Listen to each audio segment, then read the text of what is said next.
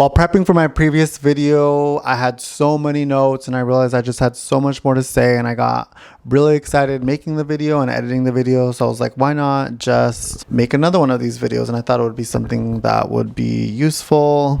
I feel like my last video was very high level thoughts, feelings, and vibes. You know, I just kind of generally talked about the ways you should go about things, the mindset you should be in, and maybe I'll do a little bit of that in this video here, but I wanted to take a deeper dive into like the more tactical, actionable strategies. You know, I want to actually leave you tangible feedback that you can implement in your day-to-day. So that's what we're going to do. This is 6 more things that I've learned working in the tech field for 6 years.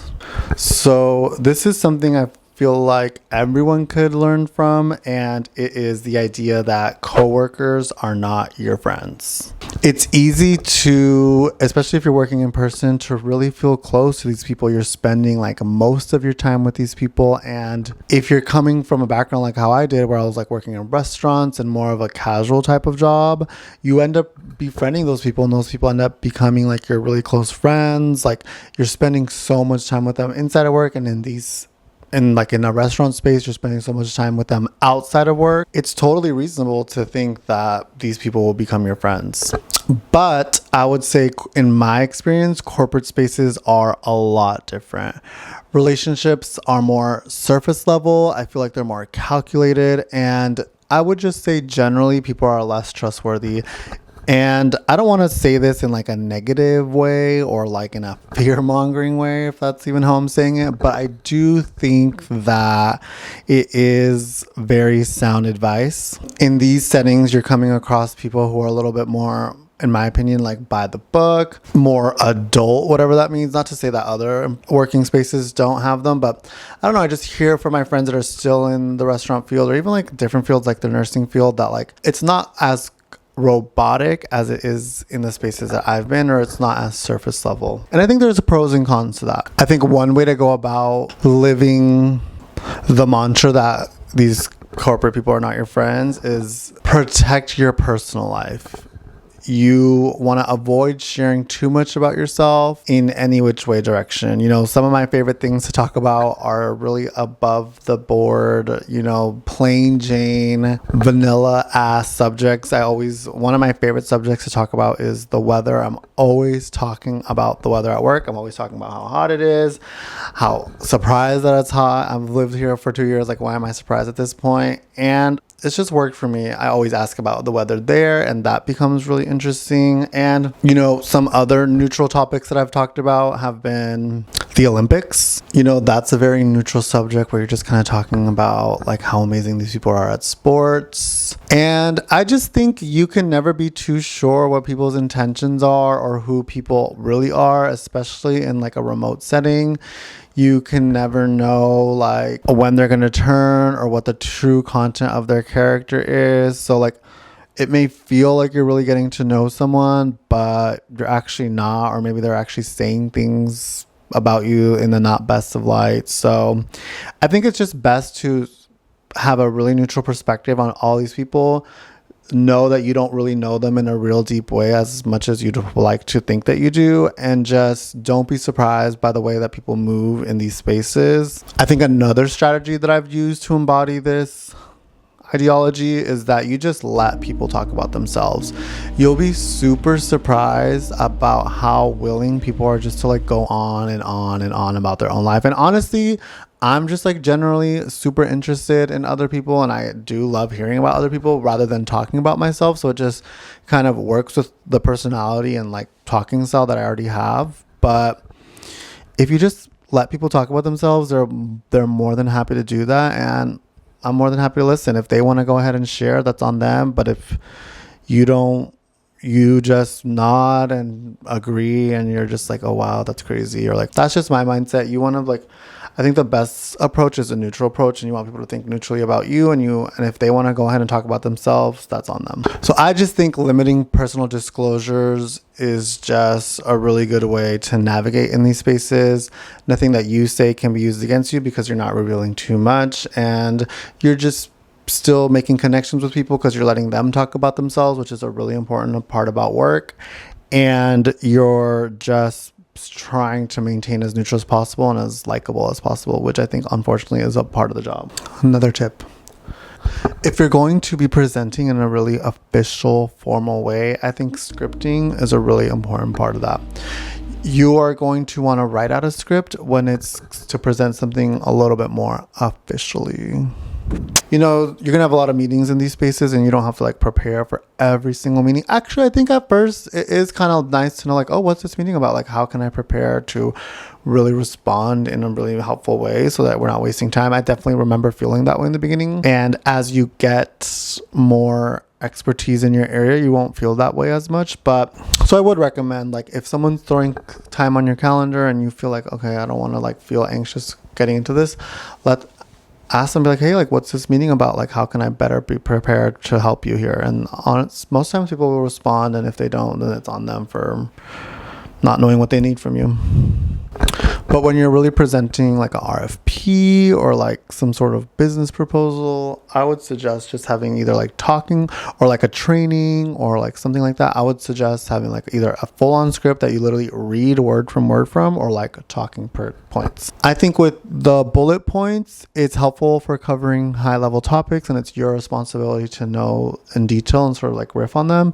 You can like reference them easily and make sure that you're staying on track, but it can like lead to rambling and like lack of clarity if you get off track easily. The full script method offers structure and precision, but if you're not practicing that method, it can come off a little bit robotic and unnatural. But honestly, who cares about that? Like, if you really need a full script, I think you should do it. Like, I think sounding a little bit robotic, can be professional in a way, or sound more prepared. Either way, you're gonna want to like study and reference whatever material you've chosen to prepare, and you're going to want to focus on sounding natural but still concise. But I think if you sacrifice a little bit of natural sounding for like just making sure that the quality and content of what you're delivering is serviceable, then I think that's better. I think this next one I have some personal resentment about, but you want to show effort before asking for help. I think that this is something that can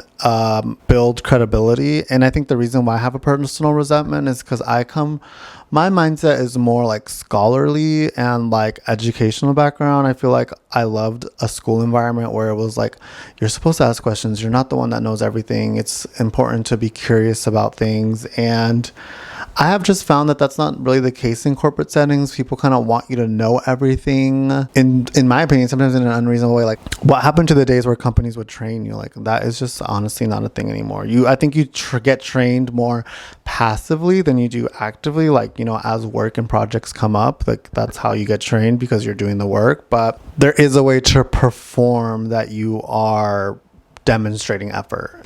I just have learned like performing that you're demonstrating effort is super important. You want to demonstrate effort before asking for help. And I think this mindset is probably for a more junior person. I think if you're in a leadership position, A, why you're watching this video, and B, there is more credibility you have to build, especially if you're more earlier on in your career. There is a sort of proving yourself aspect in these spaces. Like, for example, if you're stuck navigating a certain system or a certain tool that your company uses, it's important to explore documentation options or making sure that you didn't ignore any help resources that were available. And then that's the point where you can ask for help a little bit more strategically. Like, you can show that or talk about the steps you've already taken, and that is part of displaying or demonstrating that you've shown effort.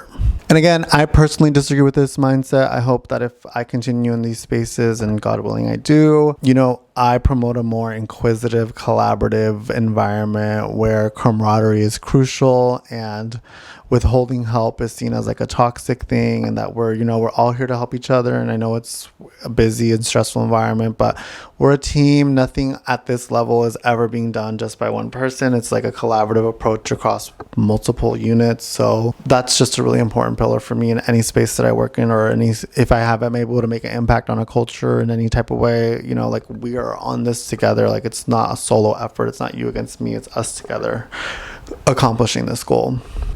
And I think sometimes people who are resistant to this mindset is that's reflective more of that person's inability to do something or lack of expertise, a sign of how overwhelmed they are with what is presented in front of them.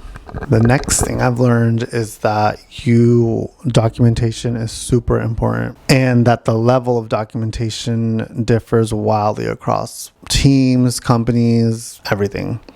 Some places are super well documented with their processes really well established and clearly communicated, where other places like that is just simply not the case. How something is done or how someone knows to do something is just in someone's head, and you have to like know the right person to ask. The first type of documentation that is important is documenting your work. You want to keep track of the processes, procedures, and the tasks that you are accomplishing. I think writing down processes actually helps you, the individual, to remember that process. So that's a plus. And then it adds value to the company, where now you have this document that other users can use, and that demonstrates to the company and that you're really taking seriously this work. This shows an operational mindset, and leads really appreciate someone whose mindset is focused on that and like streamlining these processes and procedures, and documenting all this can really highlight that skill.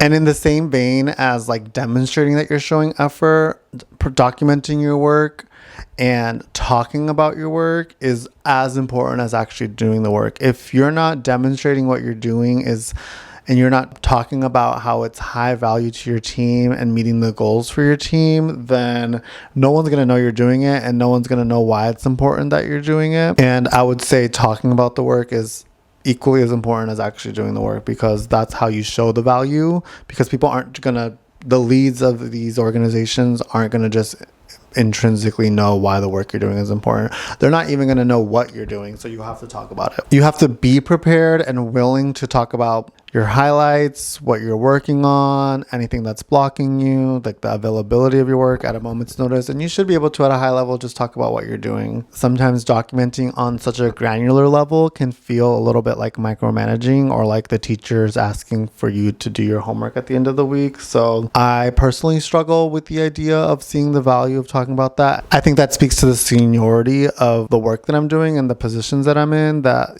I think some people's work is a lot about talking about the work and strategizing about the work and knowing about what everyone's doing, while some people are actually actioning the work and doing the work. Those are very much the leadership jobs, and the more junior individual contributor jobs are the ones that are actually performing the work. So I think that's why sometimes it feels that way to me, because these people's job is to know what you're doing and communicate about it and show its value and demonstrate its value to leadership. Through this video, I'm hearing another lesson is that a company will drop you when they want to drop you. Earlier, I said that these are not your friends, and this workplace is not your family. They're not going to care about you in the same way. And whenever the shareholders deem fit, they will drop whoever they think is necessary, and life moves on. If progressing and getting promoted and being in more leadership positions is your goal at these type of places, the next thing that I've learned is that you're going to want to understand your team's goals. Success starts when you learn what your team's priorities and objectives are. And if that is not there, you need to be a part of that conversation that's creating those priorities and objectives. And you need to show how your team and your group propels the company forward. That's like a really important idea for leadership at these type of companies. Just know that you really need to be working on projects and moving things forward with that idea in mind. Ultimately, you need to learn what your team's goals are. Are you guys launching a state-of-the-art product? Are you guys launching a state-of-the-art feature? Is your job to manage and maintain a system and uphold it to certain standards and requirements? Understanding your work perspective, this really helps with prioritization. So like, say you got pinged or slacked about something completely separate that's completely unrelated to your goals. Like, yeah, I think as a teammate and in the spirit of camaraderie, you can help with that, but you can understand that, okay, this can wait 3 days because like it's not pushing anything forward for our team that is going to meet our goal for the end of the year. And it honestly helps you understand what to say no to and what to say yes to. You don't want to be spending so much time on like low value tasks that don't really contribute to the team's objectives. So this next one is something I'm actually super passionate about. It's a little bit unrelated, but I have just found it to be the thing that has really like skyrocketed my life into the next level. Having a morning routine is so helpful in just starting your day in a really grounded, intentional, meaningful, low stimulated way. You know, I used to wake up and the first thing I would do is like check my phone and like scroll on TikTok for 15 minutes and then just like sloppily slump into my work computer and just like ignore everything that I needed to do and just like immediately be frustrated by the bombarding tasks that I needed to do and all the Slack sounds. Wait, my first task in my morning routine: do not check your phone the first thing you do when you wake up. I don't know the science behind it. I'm not gonna look it up, but just don't do that. I feel like I've just noticed the ways that like your phone just sucks up all your attention, all your focus, all your energy right in the morning, and like that's when you need it the most. I have noticed that if I don't look at my phone right when I wake up, I find that at least my morning is way more focused, way more determined, way more structured. And that's exactly what I need. The first thing to do is something not to do. Don't look at your phone. I have even gone to the point of like getting an alarm clock and not setting an alarm on my phone because I don't even want to look at my phone to know what time it is. Don't look at your phone right when you wake up. I know it's hard. And honestly, what's really scary lately is like sometimes in the morning, like the first thought I have is like, I want to check my phone so bad. And it's like, that's so embarrassing. Like, first of all, like no one's, trust me, there's nothing to look at for me. And like, why is it? It's just so scary, like how much of an addiction it is. Like the first thing I wake up is like, oh my God, I need to check my phone. And I have to fight myself to not check my phone. Like, can you believe that? So this is my routine. I wake up, I avoid my phone. Hopefully my phone is off. And I just woke up to the sound of an alarm clock. I try to drink a glass of water, like even just like a regular, like 12-ounce glass of water. So I get dressed. And then I take a short walk and engage in some light movement, walking, and sunlight. I think I really want to be in tune with my circadian rhythm, whatever that is. And, you know, I want to my body and my mind to know, which my body and my mind are one thing. I want it to know that it's the morning time. It's time for me to wake up. There's a little bit of productivity that needs to happen, and that's okay. And that's what my morning consists of. Before I leave for my walk, I would have lit 2 incenses. So I just want to set a really good, warm, inviting, comforting smell so that when I leave my apartment and I come back, I'm like greeted by that wonderful smell. I don't know. There's something about that I like to play Zelda instrumental music. There's something about that music that is just the most peaceful, relaxing. There's this feeling I get. It's, I think, a little bit of nostalgia where I think about mornings when I was a kid and it was like the first day of kindergarten and the air is really cold and it's a little bit breezy and I'm also a little bit scared, but I'm also excited. Everything's a little bit new. I don't know. It's really hard to describe and capture. It's more of a feeling than anything, but that music really triggers that feeling of like, oh, we're starting something here. Like something's beginning and like something really cool is going to happen. Like on my walk, I'm having a gratitude moment. I sometimes lately, these past couple of days, it hasn't been that easy, but I say things like, I'm grateful for my ability to walk. I'm so thankful that I have the ability to pay for my life. I'm so grateful for my legs to keep me walking. I'm so grateful for my family. I'm so grateful for my friends. I have an abundance of love in my life. I just like acknowledge everything in my life that's so amazing and full, even if it's not that amazing. And if it's not that full, I'm just like so like, wow, impressed by like my surrounding. I'm so impressed by the life that I've built. And I just try to have that. I have that moment and it just really kicks me off. I'm just like, okay. But honestly, sometimes it's really difficult to just feel grateful. Because sometimes, I don't know, you just wake up and you're in a fucking bad mood. And I'm just going to be in a bad mood sometimes. And then when I get back, I sit down right here where I actually am sitting right now.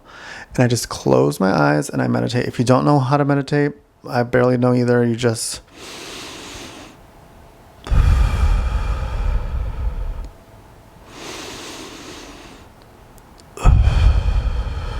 you breathe in and you breathe out. You let any thought come in naturally and you let it go naturally as well. If a thought comes in that you don't like or that you're interested in, you actually, for that moment, you don't engage in it. If a thought comes in like, what am I going to have for breakfast? And then you think, oh, I have to go to the kitchen and then I have to cook. Nope. You just, what am I have for breakfast? Zoop. You don't engage with it. It goes and it leaves you. Even if it's for 1 freaking minute, which lately it has literally for me been 1 freaking minute, I just do that. And then that's my morning routine. And you don't have to do any of those things. If you do one thing, just do it. Have some consistency. Show up for yourself. It's honestly so corny to say, but like showing up for yourself is so freaking hard. Doing something for yourself is really hard, but it's also incredibly rewarding. Like it's hard. It's hard to sort of like show up for yourself and stay committed to yourself and set a goal for yourself or tell yourself you're going to engage or behave in a certain way and then commit to that. And sometimes I still do have a scrolling morning. Like, I don't think that with this routine, perfection is the goal. It's just consistency. Like, whether that's a couple times a week, every day this week sometimes, or no days this week. Like, of course, sometimes this week I was on my phone a little bit, and that's okay. And I love that too. Sometimes I need a little bit of numbing.